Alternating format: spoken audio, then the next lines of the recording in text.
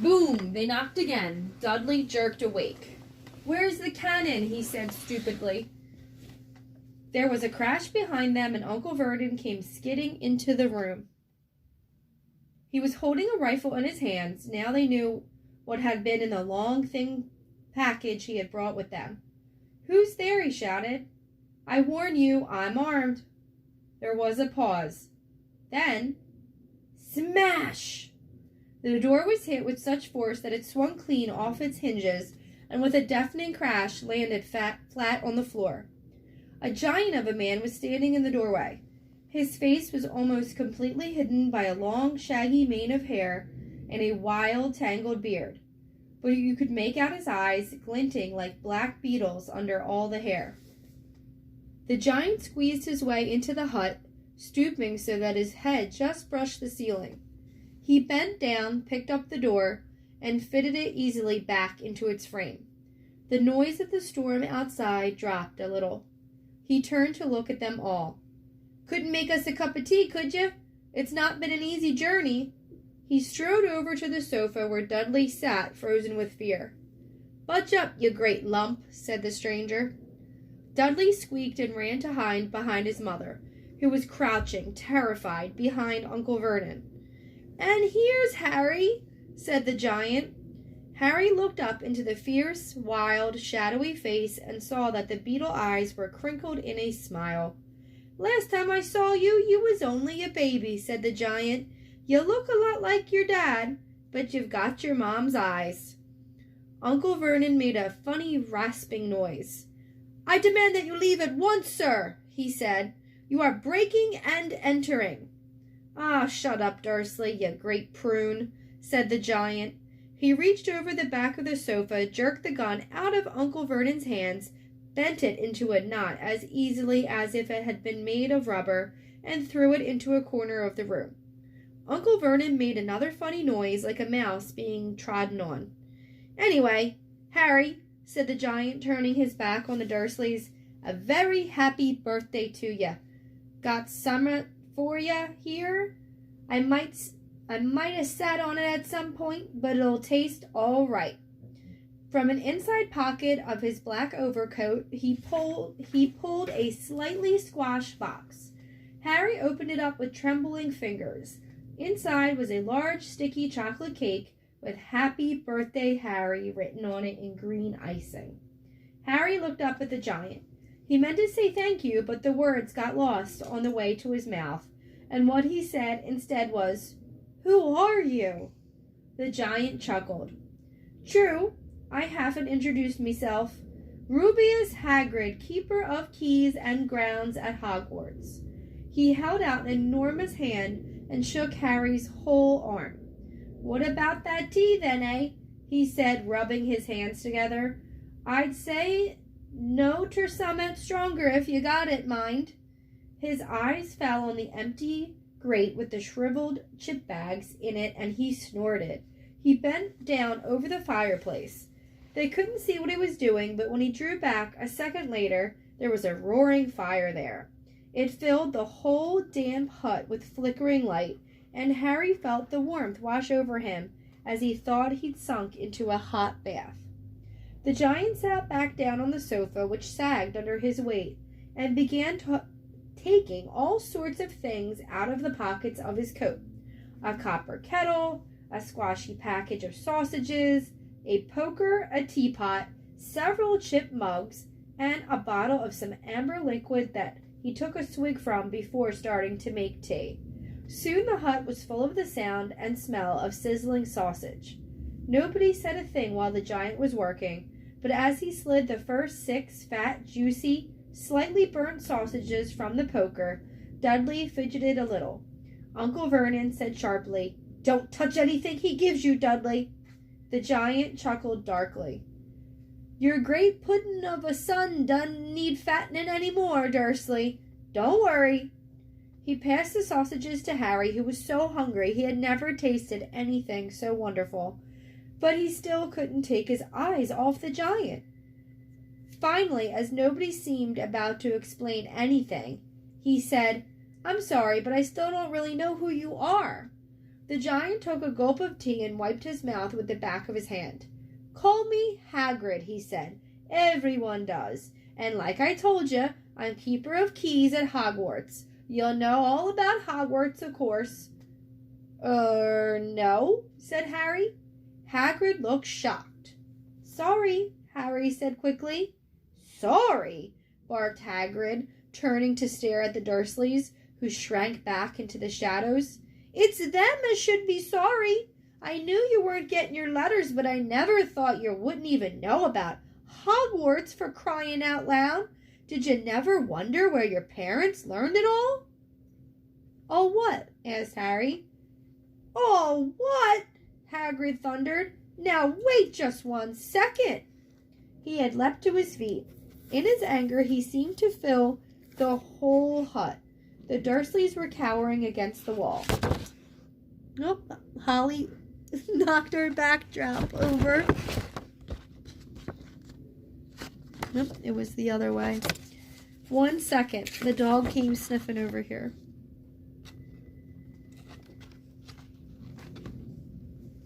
Alright, that's going to have to be good enough. Alright, where were we?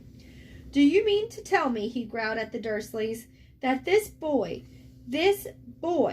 knows nothing about anything?"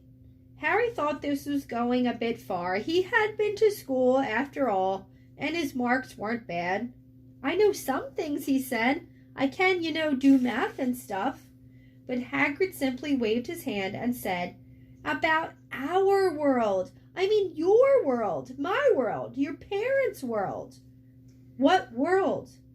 Hagrid looked as if he was about to explode. "Dursley!" he boomed. Uncle Vernon, who had gone very pale, whispered something that sounded like "Mimble Wimble." Hagrid stared wildly at Harry. "But you must know about your mom and dad," he said. "I mean, they're famous. You're famous." "What? My mom and dad weren't famous, were they? You don't know? You don't know?" Hagrid ran his fingers through his hair, fixing Harry with a bewildered stare. "You don't know what you are?" he said finally. Uncle Vernon suddenly found his voice. "Stop!" he commanded. "Stop right there, sir. I forbid you to tell the boy anything." A braver man than Vernon Dursley would have quailed under the furious look Hagrid now gave him. When Hagrid spoke, his every syllable trembled with rage. "You never told him? Never told him what was in the letter Dumbledore left for him? I was there. I saw Dumbledore leave it, Dursley, and you've kept it from him all these years?" "Kept what from me?" said Harry eagerly. "Stop! I forbid you!" yelled Uncle Vernon in panic. Aunt Petunia gave a gasp of horror. "Ah, go boil your heads, both of you," said Hagrid. "Harry, you're a wizard." There was silence inside the hut. Only the sea and the whistling wind could be heard. "I'm a what?" gasped Harry. "A wizard, of course," said Hagrid, sitting back down on the sofa, which groaned and sank even lower. "And a thumping good 'un, I'd say, once you've been trained up a bit. With a mum and a dad like yours, what else would you be? And I reckon it's about time you read your letter." Harry stretched out his hand at last to take the yellowish envelope, addressed in emerald green to Mr. H. Potter, The Floor, Hut on the Rock, the Sea. He pulled out the letter and read, "Hogwarts School of Witchcraft and Wizardry. Headmaster, Albus Dumbledore. Order of Merlin, First Class, Grand Sorcerer, Chief Warlock, Supreme Mugwump, International Confederacy of Wizards. Dear Mr. Potter, we are pleased to inform you that you've been accepted at Hogwarts School of Witchcraft and Wizardry. Please find enclosed a list of all necessary books and equipment. Term begins on September 1st. We await your owl by no later than July 31st. Yours sincerely, Minerva McGonagall, Deputy Headmistress." Questions. excuse me, exploded inside Harry's head like fireworks, and he couldn't decide which to ask first. After a few minutes, he stammered, "What does it mean, they await my owl?" "Galloping Gorgons. That reminds me," said Hagrid, clapping a hand to his forehead with enough force to knock over a cart horse, and from yet another pocket inside his overcoat he pulled an owl, a real, live, rather ruffled-looking owl, a long quill, and a roll of parchment. With his tongue between his teeth, he scribbled a note that Harry could read upside down. "Dear Professor Dumbledore, given Harry his letter, taking him to buy his things tomorrow. Weather's horrible. Hope you're well. Hagrid." Hagrid rolled up the note, gave it to the owl, which clamped it in its beak, went to the door, and threw the owl out into the storm. Then he came back and sat down as though this was as normal as talking on the telephone. Harry realized his mouth was open and closed it quickly. "Where was I?" said Hagrid. But at that moment Uncle Vernon, still ashen-faced but looking very angry, moved into the firelight. "He's not going," he said. Hagrid grunted. "I'd like to see a great muggle like you stop him," he said. "A what?" said Harry, interested. "A muggle," said Hagrid. "It's what we call non-magic folk like them. And it's your bad luck you grew up in a family of the biggest muggles I ever laid eyes on. We swore when we took him in we'd put a stop to that rubbish," said Uncle Vernon. "Swore we'd stamp it out of him. Wizard indeed." "You knew?" said Harry. "You knew I'm a wizard?" "Knew!" shrieked Aunt Petunia suddenly. "Knew? Of course we knew. How could you not be, my dratted sister being what she was? Oh, she got a letter just like that and disappeared off to that school, and came home every vacation with her pockets full of frog spawn, turning teacups into rats. I was the only one who saw her for what she was, a freak. But for my mother and father, oh no, it was Lily this and Lily that. They were proud of having a witch in the family." She stopped to draw a deep breath and then went ranting on. It seemed she had been wanting to say all this for years. Then she met that Potter at school, and they left and got married and had you, and of course I knew you'd be just the same, just as strange, just as abnormal, and then, if you please, she went and got herself blown up and we got landed with you." Harry had gone very white. As soon as he found his voice, he said, "Blown up? You told me they died in a car crash." "Car crash?" roared Hagrid, jumping up so angrily that the Dursleys scuttled back to their corner. "How could a car crash kill Lily and James Potter? It's an outrage, a scandal. Harry Potter not knowing his own story when every kid in our world knows his name." "But why? What happened?" Harry asked urgently. The anger faded from Hagrid's face. He looked suddenly anxious. "I never expected this," he said in a low, worried voice. "I had no idea when Dumbledore told me there might be trouble getting hold of you how much you didn't know. Oh, Harry, I don't know if I'm the right person to tell you, but someone's gotta. You can't go off to Hogwarts not knowing." He threw a dirty look at the Dursleys. "Well, it's best you know as much as I can tell you. Mind, I can't tell you everything. It's a great mystery, parts of it." He sat down, stared into the fire for a few seconds, and then said, "It begins, I suppose, with a person called... But it's incredible you don't know his name. Everyone in our world knows." "Who?" "Well, I don't like saying the name if I can help it. No one does." "Why not?" "Gulp and gargoyles, Harry. People are still scared. Blimey, this is difficult. See, there was this wizard who went bad. As bad as you could go. Worse. Worse than worse. His name was..." Hagrid gulped, but no words came out. "Could you write it down?" Harry suggested. "Nah, Can't spell it. All right. Voldemort. Hagrid shuddered. Don't make me say it again. Anyway, this wizard, about 20 years ago now, started looking for followers. Got 'em, too. Some were afraid, some just wanted a bit of his power, because he was getting himself power all right. Dark days, Harry. Didn't know who to trust, didn't dare get friendly with strange wizards or witches. Terrible things happened. He was taken over. Of course, some stood up to him, and he killed them. Horribly. One of the only safe places left was Hogwarts. Reckon Dumbledore's the only one you-know-who was afraid of. Didn't dare try taking the school. Not just then, anyway. Now, your mom and dad were as good a witch and wizard as I ever knew. Head boy and girl at Hogwarts in their day. Suppose the mystery is why you-know-who never tried to get him on his side before. Probably knew they were too close to Dumbledore to want anything to do with the dark side. Maybe he thought he could persuade him. Maybe he just wanted him out of the way. All anyone knows is he turned up in the village where you were all living on Halloween 10 years ago. You were just a year old. He came to your house and Hagrid suddenly pulled out a very dirty spotted handkerchief and blew his nose with a sound like a foghorn. Sorry, he said, but it's that sad. Knew your mom and dad and nicer people you couldn't find anyway.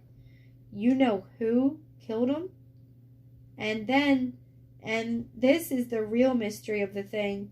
He tried to kill you, too. Wanted to make a clean job of it, I suppose, or maybe he just liked killing by then. But he couldn't do it.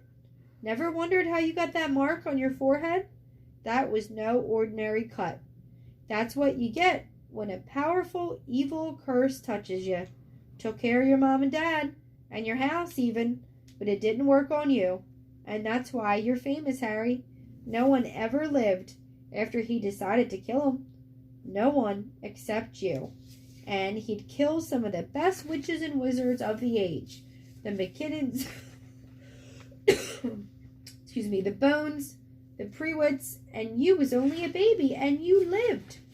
Something very painful was going on in Harry's mind. As Hagrid's story came to a close, he saw again the blinding flash of green light, more clearly than he had ever remembered it before. And he remembered something else, for the first time in his life. A high, cold, cruel laugh. Hagrid was watching him sadly. Took you from the ruined house myself, on Dumbledore's orders. Brought you to this lot. Load of old tosh, said Uncle Vernon. Harry jumped. He had almost forgotten that the Dursleys were there. Uncle Vernon certainly seemed to have gotten back his courage. He was glaring at Hagrid, and his fists were clenched. Now, you listen here, boy, he snarled. I accept there's something strange about you. Probably nothing a good beating wouldn't have cured. And as for all this about your parents, well, they were weirdos, no denying it, and the world's better off without them, in my opinion. As for what they got, getting mixed up with these wizarding types, just what I expected, always knew they'd come to a sticky end. But at that moment, Hagrid leapt from the sofa and drew a battered pink umbrella from inside his coat. Pointing this at Uncle Vernon like a sword, he said, I'm warning you, Dursley. I'm warning you. One more word. In danger of being speared on the end of an umbrella by a bearded giant, Uncle Vernon's courage failed again. He flattened himself against the wall and fell silent. That's better, said Hagrid, breathing heavily and sitting back down on the sofa, which this time sagged right down to the floor. Harry, meanwhile, still had questions to ask. Hundreds of them. But what happened to you-know-who? Good question, Harry. Disappeared. Vanished. Same night he tried to kill you. Makes you even more famous. That's the biggest mystery, see? He was getting more and more powerful. Why'd he go? Some say he died. Codswallop, in my opinion. Don't know if he had enough human left in him to die. Some say he's still out there, biding his time. But I don't believe it. People who was on his side came back to ours. Some of 'em came out kind of trances. Done reckoned they could have done if he was coming back. Most of us reckon he's still out there somewhere but lost his powers. Too weak to carry on. 'Cause something about you finished him, Harry. There was something going on that night he hadn't counted on. I don't know what it was. No one does. But something about you stumped him all right. Hagrid looked at Harry with warmth and respect blazing in his eyes. But Harry, instead of feeling pleased and proud, felt quite sure there had been a horrible mistake. A wizard? Him? How could he possibly be? He had spent his life being clouded by Dudley and bullied by Aunt Petunia and Uncle Vernon. If he was really a wizard, why hadn't they been turned into warty toads every time they tried to lock him in his cupboard? If he'd only once defeated the greatest sorcerer in the world, how come Dudley had always been able to kick him around like a football? Hagrid, he said quietly, I think you must have made a mistake. I don't think I can be a wizard. To his surprise, Hagrid chuckled. Not a wizard, eh? Never made things happen when you was scared or angry? Harry looked into the fire. Now he came to think about it. Every odd thing that had ever made his aunt and uncle furious with him had happened when he, Harry, had been upset or angry. Chased by Dudley's gang, he had somehow found himself out of their reach. Dreading going to school with that ridiculous haircut, he had managed to make it grow back.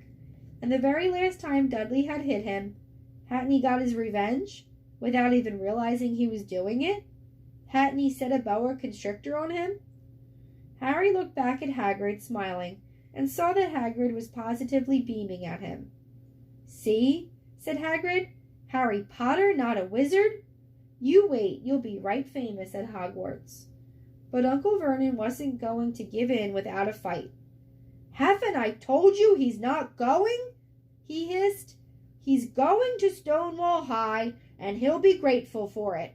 I've read those letters, and he needs all sorts of rubbish. Spell books and wands and... If he wants to go, a great muggle like you won't stop him, growled Hagrid. Stop Lily and James's Potter's son going to Hogwarts. You're mad. His name's been down ever since he was born. He's off to the finest school of witchcraft and wizardry in the world. 7 years there, and he won't know himself. He'll be with youngsters of his own sort for a change, and he'll be under the greatest headmaster Hogwarts ever had, Albus Dumbledore. I'm not paying for some crackpot old fool to teach him magic tricks, yelled Uncle Vernon. But he had finally gone too far. Hagrid seized his umbrella and whirled it over his head. Never, he thundered. Insult Albus Dumbledore in front of me. Holly's looking at me. He brought the umbrella swishing down through the air to point at Dudley. There was a flash of violet light, a sound like a firecracker, a sharp squeal, and the next second Dudley was dancing on the spot with his hands clasped over his fat bottom, howling in pain. When he turned his back on them, Harry saw a curly pig's tail poking right through a hole in his trousers. Uncle Vernon roared. Pulling Aunt Petunia and Dudley into the other room, he cast one last terrified look at Hagrid and slammed the door behind them. Hagrid looked down at his umbrella and stroked his beard.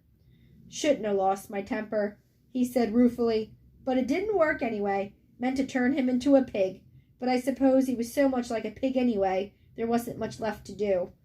He cast a sideways look at Harry under his bushy eyebrows. Be grateful if you didn't mention that to anyone in Hogwarts, he said. I'm not supposed to do magic, strictly speaking. I was allowed to do a bit to follow you and get your letters to you and stuff. One of the reasons I was so keen to take on the job. Why aren't you supposed to do magic? Asked Harry. Oh, well, I was at Hogwarts myself, but I got expelled, to tell you the truth, in me 3rd year They snapped me wand in half and everything.